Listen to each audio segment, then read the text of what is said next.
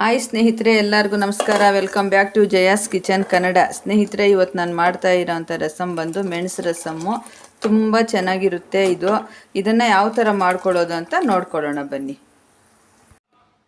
ಮೆಣಸು ಜೀರಿಗೆ ರಸಮ್ ಮಾಡೋದಕ್ಕೆ ಮೊದಲಿಗೆ ನೋಡಿ 1 ಟೇಬಲ್ ಸ್ಪೂನಷ್ಟು ನಾನು ಜೀರಿಗೆ ತೊಗೊತಾ ಇದ್ದೀನಿ. ಜೀರಿಗೆ ಸೇರಿಸ್ಕೊಳ್ಳೋಣ.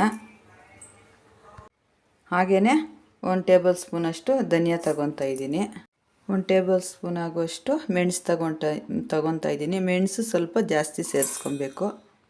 ಒಂದು ಸ್ವಲ್ಪ ಮೆಂತ್ಯ ಕಾಳು ಸೇರಿಸ್ಕೊತಾ ಇದ್ದೀನಿ. 2 ಬ್ಯಾಡಗಿ ಮೆಣಸಿನ್ಕಾಯಿನ ಈ ಥರ ಮುರಿದ್ಬಿಟ್ಟು ಸೇರಿಸ್ಕೊತಾ ಇದ್ದೀನಿ. 3 ಗುಂಟೂರು ಮೆಣಸಿನ್ಕಾಯಿ ಸೇರಿಸ್ಕೊತಾ ಇದ್ದೀನಿ. ಈಗ ಸ್ವಲ್ಪ ಬೆಳ್ಳುಳ್ಳಿ ಸೇರಿಸ್ಕೊತಾ ಇದ್ದೀನಿ. ಇದೆಲ್ಲ ಸೇರಿ ಪುಡಿ ಮಾಡ್ಕೊಳ್ಳೋಣ.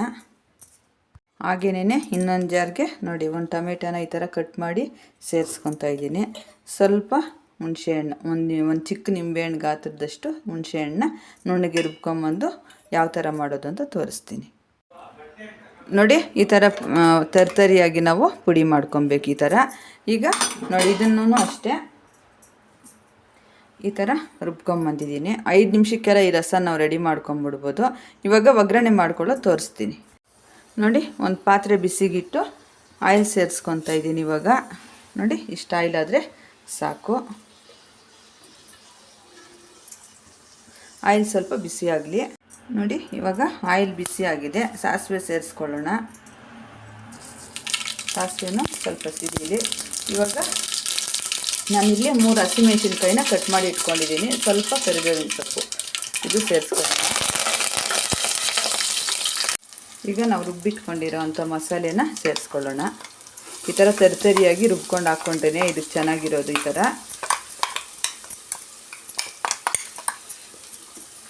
ಇವಾಗ ಸ್ವಲ್ಪ ಫ್ರೈ ಮಾಡ್ಕೊಳ್ಳೋಣ.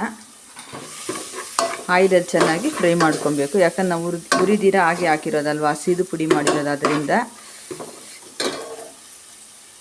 ಈಗ ಸ್ವಲ್ಪ ಹಿಂಗು ಸೇರಿಸ್ಕೊಳ್ಳೋಣ.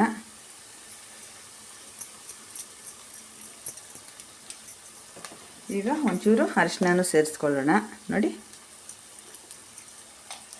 ಎಲ್ಲ ಸೇರಿಸಿ ಚೆನ್ನಾಗಿ ಈ ಥರ ಮಿಕ್ಸ್ ಮಾಡ್ಕೊಳ್ಳೋಣ.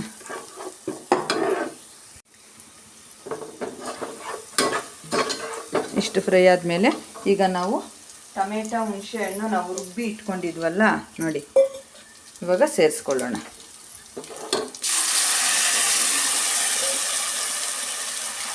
ಜಾರ್ ತೊಳೆದು ನೀರು ಸೇರಿಸ್ಕೊತಾ ಇದ್ದೀನಿ. ನೋಡಿ, ಈ ಥರ ಚೆನ್ನಾಗಿ ಮಿಕ್ಸ್ ಮಾಡಿಕೊಂಡು ನಮಗೆ ಎಷ್ಟು ನೀರು ಬೇಕೋ ಅಷ್ಟು ನೀರು ಸೇರಿಸ್ಕೊಳ್ಳೋಣ. ರಸ ಸ್ವಲ್ಪ ತೆಳುಗಿದ್ರೇ ಚೆನ್ನಾಗಿರೋದು. ನೋಡಿ, ಈ ಹದ ಇದ್ದರೆ ಸಾಕು.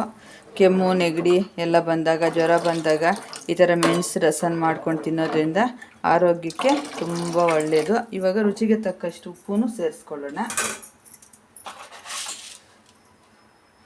ನೋಡಿ, ರುಚಿಗೆ ತಕ್ಕಷ್ಟು ಉಪ್ಪು ಸೇರಿಸ್ಕೊಂಡು ಈಗ ಒಂಚೂರು ಬೆಲ್ಲ, ಒಂಚೂರು ಇನ್ನೊಂದು ಸ್ವಲ್ಪ ನೀರು ಸೇರಿಸ್ಕೊಳ್ಳೋಣ.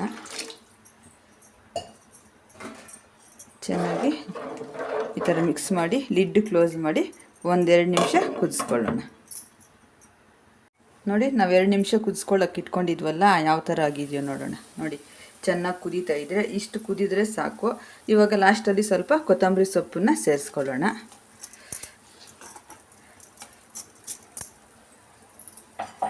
ಈ ಥರ ಬಾಯಿ ಕೆಟ್ಟೋದಾಗ, ಕೆಮ್ಮು ನೆಗಡಿ ಜ್ವರ ಬಂದಾಗ ಈ ಥರ ರಸಮ್ ಮಾಡ್ಕೊಳ್ಳಿ, ತುಂಬ ಚೆನ್ನಾಗಿರುತ್ತೆ.